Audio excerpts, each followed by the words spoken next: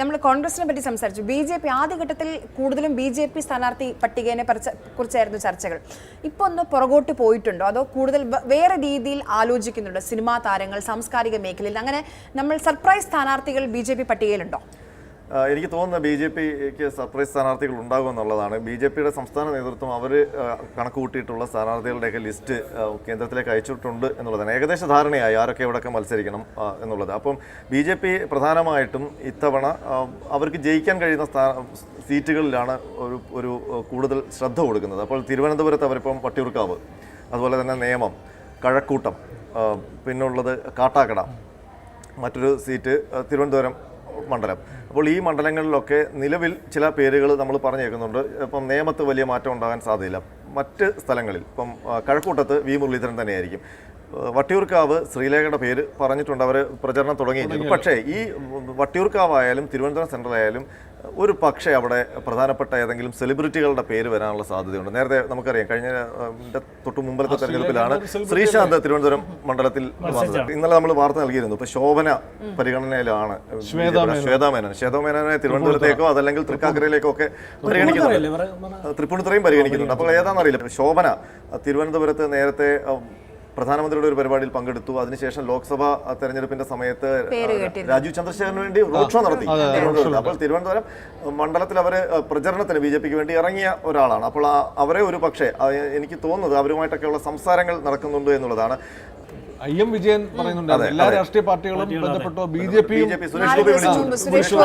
തൃശ്ശൂരിൽ മത്സരിക്കണം. എടുത്തു നോക്കിയാലേ ഇത്രയും സിനിമാ താരങ്ങളെ മത്സരിപ്പിച്ച പാർട്ടി വേറെ ഇല്ല. എത്ര പേര്? രാജസേനൻ, സുരേഷ് ഗോപി, എത്ര പിന്നെ നമ്മുടെ സംവിധായകൻ കോഴിക്കോട്ട്. അപ്പം അങ്ങനെ നിരവധി ആളുകൾ, എത്ര ആളുകൾ ഇത്തവണ അങ്ങനെ ഒരു സർപ്രൈസ് സ്ഥാനാർത്ഥികൾ സിനിപ്പം മേജർ രവി ഒറ്റപ്പാലത്ത് ഇറങ്ങിക്കഴിഞ്ഞു ബി.ജെ.പിക്ക് വേണ്ടി. സ്ഥാനാർത്ഥി ക്ഷാമമുണ്ടോ ബി.ജെ.പി കാര്യമായിട്ട്? ബി.ജെ.പി സ്ഥാനാർത്ഥി ക്ഷാമത്തിന് അപ്പുറം പ്രധാനപ്പെട്ട സീറ്റുകളിൽ ഇതുപോലെ ശ്രദ്ധേയരായ സുരേഷ് ഗോപി തൃശ്ശൂർ വിജയിച്ചതിന്റെ ഒരു ഘടകം സുരേഷ് ഗോപി ഉണ്ടാക്കിയ ഒരു ഇമ്പാക്റ്റും കൂടാണ്. അത് പിന്നെ സുരേഷ് ഗോപിയുടെ സെലിബ്രിറ്റി എന്ന നിലയിൽ അദ്ദേഹം ഉണ്ടാക്കിയ വ്യക്തിപരമായ കാര്യം. കാരണം അതിന്റെ ഒരു തെളിവാണ് തദ്ദേശ തെരഞ്ഞെടുപ്പിൽ അതിൽ അത്രയും വോട്ട് വരാത്തത്. അങ്ങനെ കുറച്ച് വോട്ട് സമാഹരിക്കാൻ കഴിയുന്ന സെലിബ്രിറ്റികളെ ചില മണ്ഡലങ്ങളിൽ, ഇപ്പോൾ തിരുവനന്തപുരം മണ്ഡലത്തിൽ ആരൊക്കെയാണ് എതിർ സ്ഥാനാർത്ഥികൾ എന്നുള്ളത് സംബന്ധിച്ച് ഇപ്പോൾ LDFും UDFും ആരൊക്കെയാണെന്നുള്ളത് സംബന്ധിച്ച് ഒരു ക്ലാരിറ്റി വന്നിട്ടില്ല. അവിടെ ആന്റണി രാജുവിന്റെ കാര്യത്തിലൊരു സംശയം ഇപ്പോഴും നിലനിൽക്കുകയാണ്. അപ്പോൾ അവിടെ ബി.ജെ.പിക്ക് നല്ലൊരു സെലിബ്രിറ്റി ആയിട്ടുള്ള ഒരാളെ, നേരത്തെ ശ്രീശാന്ത് 34,000-ഓളം വോട്ട് പിടിച്ച മണ്ഡലമാണ്. അപ്പോൾ അവിടെ ഒരു സെലിബ്രിറ്റി സ്ഥാനാർത്ഥി വന്നാൽ, ശോഭനയെ പോലെ ഒരാൾ വന്നാൽ ഒരു പക്ഷേ അവിടെ ജയസാധ്യതയുണ്ട് എന്ന് അവർ കണക്ക് കൂട്ടുന്നുണ്ട്. അപ്പോൾ അങ്ങനെ ചില സീറ്റുകൾ ഒരു പക്ഷേ നേരത്തെ കൂടുതൽ വോട്ട് സമാഹരിക്കുകയും എന്നാൽ ജയിക്കാൻ സാധിക്കാത്തതുമായ മണ്ഡലങ്ങളിൽ. ഞാനതാ ചോദിക്കാം. സിനിമാ മേഖല പറഞ്ഞു, സിനിമാ മേഖല മാത്രമല്ല, ഇപ്പൊ സാംസ്കാരിക മേഖലയിലേക്ക് വന്നാൽ ആലങ്കോട് ഉണ്ട്, പട്ടികയിലുണ്ട്. അതല്ലാതെ വൈക്കത്ത് നമ്മൾ കേട്ടിരുന്നു. അതെ, അല്ല, ഞാൻ ഈ സിനിമാ മേഖലയായിട്ട് കണക്ട് ചെയ്ത് പറയാനൊരു കാര്യം എനിക്ക് തോന്നിയത്, സാധാരണ CPMന്റെ സ്ഥാനാർത്ഥി പട്ടികയിൽ ഇതുപോലെ ഇപ്പോഴാണ് അവർ സിനിമാ മേഖലയിൽ നിന്ന് ആരും സ്ഥാനാർത്ഥിയാക്കാൻ തയ്യാറാകാത്തത്. മുമ്പ് പിന്നെ മുരളി ആലപ്പുഴയിൽ പാർലമെന്റിൽ മത്സരിച്ചിട്ടുണ്ട്, തോറ്റുപോയി. 2 തവണ മത്സരിച്ചപ്പോഴും തോറ്റുപോയി. ഇല്ല പ്രേം നസീർ പിന്നെ UDFിന് വേണ്ടിയിട്ട് പ്രേം നസീർ പ്രചാരണത്തിന് ഇറങ്ങിയിട്ടുള്ളൂ, മത്സരിച്ചിട്ടില്ല. 87-ൽ UDFിന് വേണ്ടി പ്രചാരണത്തിന് ഇറങ്ങിയിട്ടുള്ളൂ. അത് മാധവിക്കുട്ടി മത്സരിച്ച് തോറ്റുപോയിട്ടുണ്ട്. പിന്നെ ഞാൻ നേരത്തെ പറഞ്ഞതുപോലെ പിന്നെ ലെനിൻ രാജേന്ദ്രൻ ഒറ്റപ്പാലത്ത് 2 തവണ KR നാരായണനെതിരെ മത്സരിച്ച് പരാജയപ്പെട്ടിട്ടുണ്ട്. ഇന്നസെന്റ് വിജയിച്ചിട്ടുണ്ട്. KPSL എഴുതിയ വടക്കാഞ്ചേരിയിൽ CPM സ്ഥാനാർത്ഥിയാക്കാൻ തീരുമാനിച്ചു, അവർ തന്നെ പിന്മാറി. അപ്പോൾ അത് പിന്നെ ഈ സിനിമാ രംഗത്ത് നിന്ന് ഇവിടെ ആദ്യം സൂചിപ്പിച്ചതുപോലെ സാംസ്കാരിക മേഖലയിൽ നിന്ന് സാധാരണ ആരെങ്കിലുമൊക്കെ സ്ഥാനാർത്ഥികളാക്കുന്നത് CPMന്റെ ലിസ്റ്റിൽ പതിവാണ്.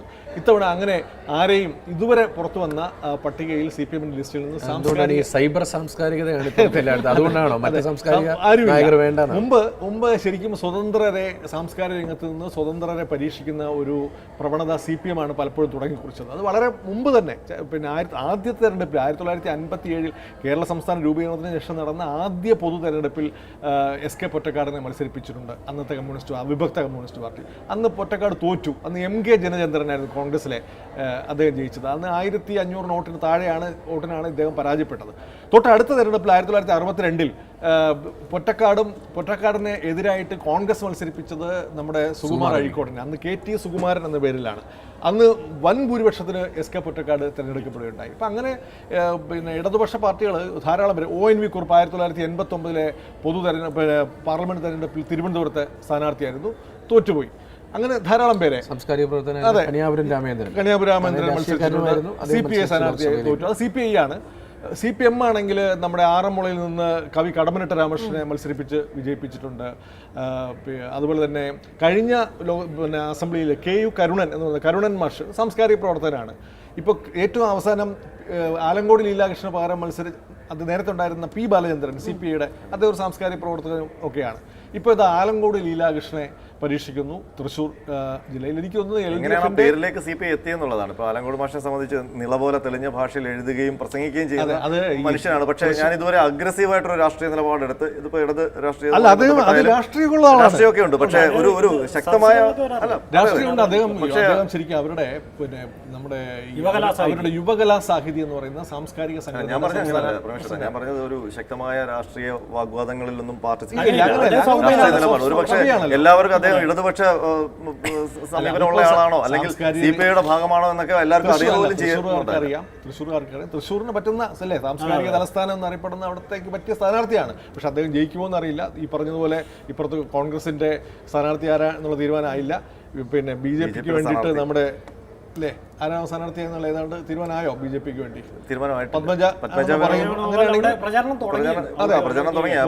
വലിയ ത്രികോണ മത്സരം നടക്കുന്ന സ്ഥലമാണ്. അങ്ങനെ ഒരു ത്രികോണ മത്സരത്തിലാണ് P ബാലചന്ദ്രൻ കഴിഞ്ഞ തവണ മത്സരിച്ച് ജയിച്ചത്. ഇനി BJP 2001 തെരഞ്ഞെടുപ്പിൽ പിന്നെ 2 സ്ഥാനാർത്ഥികളാണ്, പുനത്തിൽ കുഞ്ഞബ്ദുള്ളയും മാടമ്പ് കുഞ്ഞുകുട്ടനെയും 2 എഴുത്തുകാരെ മത്സരിപ്പിച്ചു. 2 തോറ്റു. ഒരാൾ മാടമ്പ് കൊടുങ്ങല്ലൂരും പുനത്തിൽ നമ്മുടെ ബേപ്പൂരും മത്സരിച്ചു. 2 പരാജയപ്പെടുകയുണ്ടായി. അപ്പോൾ ഇത്തവണ എനിക്ക് തോന്നുന്നു LDFന്റെ ലിസ്റ്റിൽ കവി ആലങ്കോട് ലീലാകൃഷ്ണൻ മാത്രമേ ഉള്ളൂ. ഇനി കോൺഗ്രസിന്റെ ലിസ്റ്റിൽ ആരെങ്കിലും ഉണ്ടോ? വൈക്കത്ത് നിന്ന് ഈ പറയുന്ന പോലെ പേരും പറഞ്ഞു കേൾക്കുന്നതല്ലാതെ ഉറപ്പിക്കുന്നില്ല. പാലക്കാട് മണ്ഡലത്തിൽ അല്ല, വൈക്കത്തെ സണ്ണി കപ്പിക്കാരനെ വേണമെങ്കിൽ സാംസ്കാരിക മേഖലയിൽ നിന്ന് ഉൾപ്പെടുത്താം.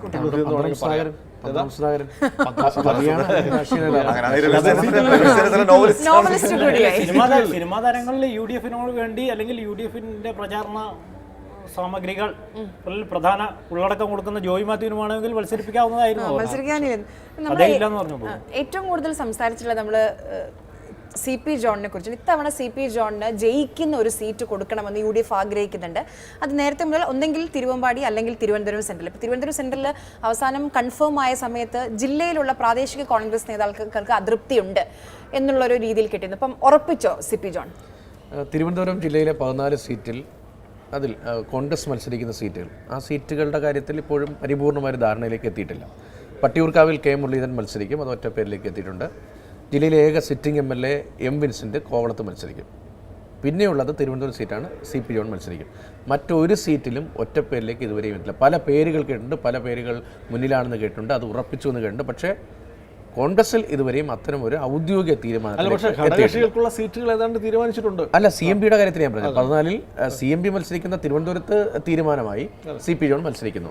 സിറ്റിംഗ് MLA ഏകയുള്ള കോവളത്ത് M വിൻസെൻ്റ് മത്സരിക്കുന്നു.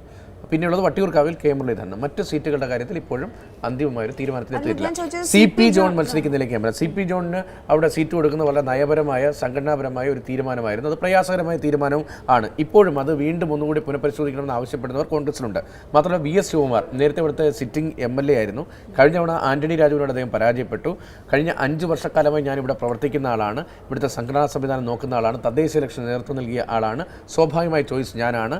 മാത്രമല്ല തലസ്ഥാനത്തിൻ്റെ പേരുള്ള മണ്ഡലമാണ്, കോൺഗ്രസിന് വിജയിക്കാൻ കഴിയുന്ന സംസ്ഥാനത്തെ പ്രധാനപ്പെട്ട മണ്ഡലങ്ങളൊന്നാണ്.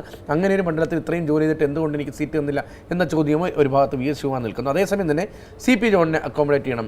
ഇപ്പോൾ 86-ൽ CPM വിട്ട് CMP രൂപീകരിച്ചുകൊണ്ട് MV രാഘവൻ ഇറങ്ങി വരുമ്പോൾ ആ പാർട്ടി രൂപീകരിക്കുന്നതിൽ പ്രധാനപ്പെട്ട പങ്കുണ്ടായിരുന്ന അന്നത്തെ പ്രധാനപ്പെട്ട നേതാവ് തന്നെയാണ് CP ജോൺ. UDFന്റെ ഭാഗമായെങ്കിലും ഒരു ഘട്ടത്തിൽ പോലും അദ്ദേഹത്തെ ഒരു പാർലമെന്ററി സ്പേസിലേക്ക് കൊണ്ടുവരാൻ കഴിഞ്ഞിട്ടില്ല. CP ജോൺ അത് വല്ലാതെ ആഗ്രഹിച്ചു. ഒരിക്കൽ അദ്ദേഹം കുന്നംകുളത്ത് മത്സരിച്ചു. ചെറിയ 1000-ൽ താഴെ വോട്ടിനാണ് അന്ന് പരാജയപ്പെട്ടു. അദ്ദേഹത്തിന്റെ നാട്ടിൽ മത്സരിച്ചു. മത്സരത്തിൽ പരാജയപ്പെട്ടു പോയത്. അപ്പോൾ നേരത്തെ തിരുവനന്തപുരം സീറ്റിൽ MV രാഘവൻ മത്സരിച്ച് വിജയിച്ചിട്ടുണ്ട്. അന്ന് അത് വെസ്റ്റ് ആയിരുന്നു അന്ന് അതിന്റെ പേര്. മത്സരം വിജയിക്കുകയും. അപ്പോൾ അത്തരമൊരു ചരിത്രമുള്ള സ്ഥലത്ത് അവിടെ ജയിക്കാൻ കഴിയുന്ന സീറ്റ് CP ജോണിന് കൊടുക്കണം എന്നൊരു ചർച്ച കോൺഗ്രസിന്റെ ഭാഗത്ത് വന്നു. സ്വാഭാവികമായി അക്കാര്യത്തിലൊരു ധാരണയിലേക്ക് എത്തി. പക്ഷെ അത് വീണ്ടും പരിശോധിക്കണമെന്ന ആവശ്യം ഒരു ഭാഗത്ത് നിൽക്കുന്നുണ്ട്.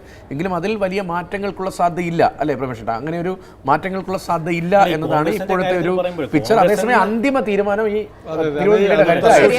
ഞാൻ മനസ്സിലാക്കുന്ന CP ജോൺ ഏതാണ്ട് അത് ഉറപ്പിച്ച മട്ടാണ്. ഇതിപ്പോൾ ഈ ആ രീതിയിൽ ഇന്നിപ്പോ രാവിലെ അതുമായി വളരെ വൈകാരികമായിട്ടൊരു വീഡിയോ ഷെയർ ചെയ്തിരുന്നു. അത് ഉണ്ടാവാനുള്ള കാരണം എന്ന് പറഞ്ഞാൽ കഴിഞ്ഞ ദിവസം DCC ഓഫീസിലേക്ക് മണ്ഡലം ഭാരവാഹികൾ വന്നിട്ട് ഈ സ്ഥാനാർത്ഥിത്വത്തെ എതിർക്കുകയൊക്കെ ചെയ്തു. അപ്പോൾ അതിനെ തുടർന്നാണ് അദ്ദേഹം വൈകാരികമായ ഒരു വീഡിയോ ഇട്ടത്. ആ തീരുമാനത്തിൽ എതിർപ്പുണ്ടെന്നും അതുകൊണ്ട് പിന്നെ മനസ്സിലാക്കാൻ കാര്യം അദ്ദേഹത്തിന്റെ റിക്വസ്റ്റ് ആയിട്ടാണ് ഈ സീറ്റ് ഞങ്ങൾക്ക് അനുവദിക്കണം. ഒരു രാഷ്ട്രീയമായ നിലനിൽപ്പ് ഒരു പ്രധാനമാണല്ലോ. പ്രത്യേകിച്ച് MV രാഘവന്റെ മരണത്തിന് ശേഷം UDF-ന് ഈ വിഭാഗത്തിന് ഒരു പാർലമെന്ററി രംഗത്തേക്ക് ഒരു അവസരം കിട്ടിയില്ല. അവർ കഴിഞ്ഞ തെരഞ്ഞെടുപ്പ് മുതലേ ഇതിന് ശ്രമിക്കുന്നു. മുസ്ലിം ലീഗിന് മുന്നിൽ ഈ ആവശ്യം വെച്ചു. മുസ്ലിം ലീഗ് തിരുവമ്പാടി സീറ്റ് ലീഡർഷിപ്പിൽ ഒരു വിഭാഗം കഴിഞ്ഞ തെരഞ്ഞെടുപ്പിൽ ലീഡർഷിപ്പിൽ ഒരു വിഭാഗം തിരുവമ്പാടി സീറ്റ് CP ജോണിന് വേണ്ടി മാറ്റിവെക്കുന്നതിൽ തെറ്റില്ല എന്ന നിലപാടിലേക്ക് എത്തുകയും ചെയ്തു. പക്ഷേ ഒരു പ്രബല വിഭാഗം എതിർത്തു. കാരണം കയ്യിലിരിക്കുന്ന ഒരു സീറ്റ് വിട്ടുകൊടുക്കാൻ അവർ തയ്യാറല്ല. അങ്ങനെയാണ് അവർ പിന്നെ VS ശിവകുമാറിന്റെ എതിർപ്പ് എങ്ങനെ പരിഗണിക്കുന്നതാണ്? എതിർപ്പ് എന്ന് പറയുമ്പോൾ അത് സ്വാഭാവികമാണ്. അദ്ദേഹം ഇത്രയും കാലം നോക്കിയ മണ്ഡലം എന്ന നിലയിൽ അവിടെ ഒരു ക്ലെയിം പറയുന്നുണ്ട്.